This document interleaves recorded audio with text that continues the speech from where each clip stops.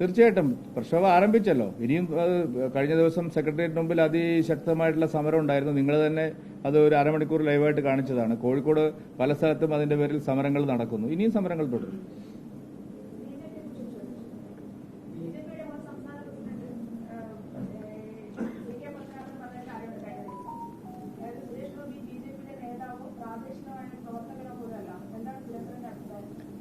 അല്ല, ഇന്ന് വാർത്താ സമ്മേളനം നടത്തിയത് CPM-ന്റെ അഴിമതിയെ സംബന്ധിച്ചും കോഴയെ സംബന്ധിച്ചും സംസാരിക്കാനാണ്. CK പത്മനാഭന്റെ കാര്യം സംസാരിക്കാൻ പിന്നെ ഒരു ദിവസം ഞാൻ നിങ്ങളെ കാണുന്നുണ്ട്. അതല്ല, ഞാൻ നിങ്ങളെ ഒരു ദിവസം കാണുന്നു. ഞാൻ ആ വാർത്തയും കണ്ടിട്ടില്ല, ഒന്നും കണ്ടേ. കൈരളിയിലാണോ ഒന്ന്? അല്ല, ഞാൻ കണ്ടില്ല. ഞാൻ ഒരുവിധ നിങ്ങളെ കൈരളിയൊക്കെ ഞാൻ ദിവസവും നോക്കുന്നുണ്ട് ശാലിനി. അത് ഞാൻ ദിവസവും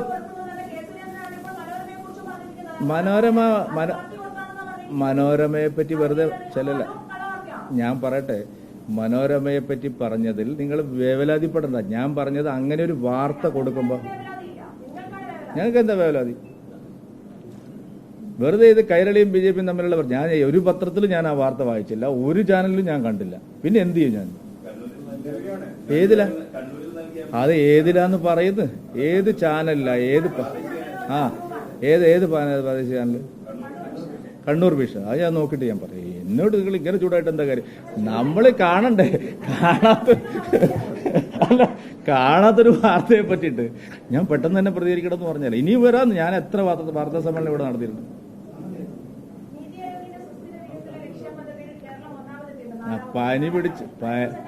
പനി പിടിച്ച ആളുകൾ ചത്തൊടുങ്ങുകയാണ്. അപ്പോഴാണ് നീതി ആയോഗ്.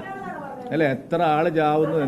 എന്താണ് നിങ്ങൾ പറയുന്നത്? പനി പിടിച്ചിട്ട് ഇവിടെ മരുന്നുമില്ല, ഒരു സംഭവമില്ല. എന്നിട്ട് നീതി ആയോഗ് എന്ന് പറഞ്ഞ് നടക്കുക. എന്താണ്? ഏത്? അല്ലെന്ന് സത്യം കാണുമ്പോ അവരത് പറഞ്ഞു എന്നല്ലല്ലോ. എന്താ നടക്കുന്ന കേരളത്തിൽ? അങ്ങനെയൊന്നുമല്ല ഞാൻ പറഞ്ഞത്. അതുകൊണ്ട ഞാൻ ചോദിക്കുന്നത്, സാറേ, അത് ഒരു പാരാമീറ്റർ വെച്ചിട്ട് പല അളവുകോൽ പല കാര്യങ്ങളും നമ്മൾ വായിക്കുന്നുണ്ട്. എന്തുവന്ന് മാർക്കെന്ന്? രാഹുൽ ഗാന്ധി 99 സീറ്റ് കിട്ടിയെന്ന് പറഞ്ഞ പോലെയാണ്. 543 കിട്ടിയത്, 100-ലല്ല. ഞാൻ പറയുന്നത് ഇത് വെച്ചിട്ട് ഇവിടെ പനി പിടിച്ച ആളുകൾ മരിക്കുന്നു, മരുന്നില്ല. ഞാൻ ആരും ഞാൻ വേണ്ടെന്ന് പറഞ്ഞില്ലല്ലോ. ഞാൻ എത്തിയിട്ടില്ലെന്ന്. ഞാൻ പറഞ്ഞത് ഇവിടുത്തെ യാഥാർത്ഥ്യം എന്താണ് എന്ന് പറഞ്ഞുകൊണ്ട് നിങ്ങൾ തുടങ്ങണം. ആരോഗ്യം ഞാൻ പറയാം. ശാലിനി തിരക്ക് പിടിക്കല്ല. ക്ഷയരോഗമുണ്ടല്ലോ നമ്മുടെ നാട്ടിൽ. അതിന് 6 മാസത്തേക്കുള്ള ഒരു കോഴ്സ് മരുന്നാണ് കൊടുക്കുന്നത്, ഒരു ടാബ്ലറ്റ്. നിങ്ങൾക്ക് എല്ലാവർക്കും അറിയാം. ഇന്നേ വരെ നമ്മുടെ നാട്ടിൽ ക്ഷയരോഗത്തിന് 6 മാസം തുടർച്ചയായി കൊടുക്കുന്ന മരുന്ന് മുടങ്ങിയിട്ടില്ല. അത് മുടങ്ങിയാലുള്ള അപകടം എന്താണെന്നറിയും നിങ്ങൾ? മാരകമായ ശക്തിയിൽ ക്ഷയരോഗം തിരിച്ചു വരും. കേരളത്തിലെ ആശുപത്രികളിൽ ക്ഷയരോഗത്തിന് കൊടുക്കാനുള്ള മരുന്ന് മുടങ്ങിയിരിക്കുന്നു. കേരളത്തിലെ എല്ലാ പ്രാഥമിക ആരോഗ്യ കേന്ദ്രങ്ങളിലും ആവശ്യമായ മരുന്നുകളില്ല, പരിശോധനാ സംവിധാനങ്ങളില്ല, കുത്തഴിഞ്ഞു കിടക്കുകയാണ്. മാലിന്യ നിർമ്മാർജ്ജനം നടത്തുന്നേയില്ല, കൊതുകുകൾ പെരുകുകയാണ്. ഇന്ത്യയിൽ ഒരു സംസ്ഥാനത്തും ഇല്ലാത്ത പകർച്ചവ്യാധികൾ പടരുകയാണ് കേരളത്തിൽ. ഇത്തവണ ഒരു പഞ്ചായത്തിലും കൊതുകിനെ കൊല്ലാനുള്ള ഒരു യന്ത്രം വെച്ച് പോകുന്നില്ല. അതുപോലും നടന്നില്ല. ഒരു മാലിന്യവും നിർമ്മാർജ്ജനം ചെയ്തില്ല. ഇതെല്ലാം സത്യമാണ്. എന്ത് കിട്ടിയെന്നാണ് നിങ്ങൾ പറയുന്നത്? നീതി ആയോഗിനെ പറ്റി ഏത് കാര്യത്തിൽ? ഒരു കാര്യത്തിൽ നിങ്ങൾ ഏതെങ്കിലും ഒരു കാര്യം എന്ത് സുസ്ഥിര? ആളുകള് 500 കോടി 600 കോടി നഗരവികസനത്തിന് കൊടുത്ത നഗരത്തിലെ ഓടയിൽ വീണിട്ട് ആളുകളെ കാണാതാവുന്നു. ഇതൊക്കെ അല്ലെ? എന്താണ് നിങ്ങൾ പറയുന്നത്? എന്ത് ഭരണമാണ് ഇവിടെ? തദ്ദേശ സ്ഥാപനങ്ങൾക്ക് കഴിഞ്ഞ ഒരു വർഷമായ 5 നയാ പൈസയുടെ വിഹിതം കൊടുക്കുന്നില്ല. കേന്ദ്രം ആര് പറഞ്ഞു? സഹോദരി, സ്മാർട്ട് സിറ്റിക്ക് വേണ്ടി തിരുവനന്തപുരത്ത് കൊടുത്ത കാശിന്റെ കണക്ക് ഞാൻ പോക്കറ്റിൽ നിന്ന് എടുത്തു തരാം. ഈ കാശൊക്കെ എവിടെ പോയി? ആരോഗ്യ മേഖലയ്ക്ക് NHM കൊടുത്ത കാശൊക്കെ എവിടെ പോയി?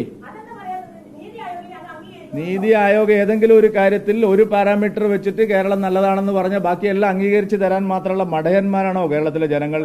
ഇതെല്ലാം കൊടുത്തിട്ട് ഇതെല്ലാം പറഞ്ഞിട്ട് 6% പാർട്ടിക്കാര് കഴിഞ്ഞ തെരഞ്ഞെടുപ്പിൽ നിങ്ങളെ പാർട്ടിയെ വിട്ട് BJPക്കും പ്രതിപക്ഷത്തിനും വോട്ട് ചെയ്തു. നിങ്ങളെ പാർട്ടി അടിയിപ്പോയി. ഇന്നിപ്പോൾ അതിനെപ്പറ്റി പരിശോധിച്ചുകൊണ്ടിരിക്കുകയാണ്. അതുകൊണ്ട് ജനങ്ങളെ വിശ്വസിപ്പിക്കാൻ കഴിയുന്ന ഒരു കാര്യവുമല്ല ഇപ്പോൾ എടുത്തു കാണിക്കുന്നത്. അതുകൊണ്ട് മറ്റേ ടവറിൽ പോയില്ലേ,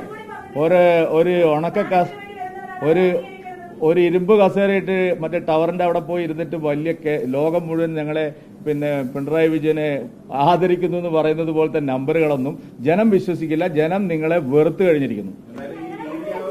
നീതി ആയോഗ് ഇടയ്ക്കിടയ്ക്ക് പറയണ്ട. നിങ്ങളുടെ ഉദ്ദേശം എനിക്ക് മനസ്സിലായി. നീതി ആയോഗിന്റെ പേര് പറഞ്ഞ് ഇടയ്ക്കിടയ്ക്ക് നിങ്ങൾ ഇങ്ങനെ ചോദിക്കണ്ട. ഞാൻ പറഞ്ഞതിനുള്ള മറുപടി നിങ്ങൾക്ക് പറയാനുണ്ടെങ്കിൽ പറയാം. ശരി.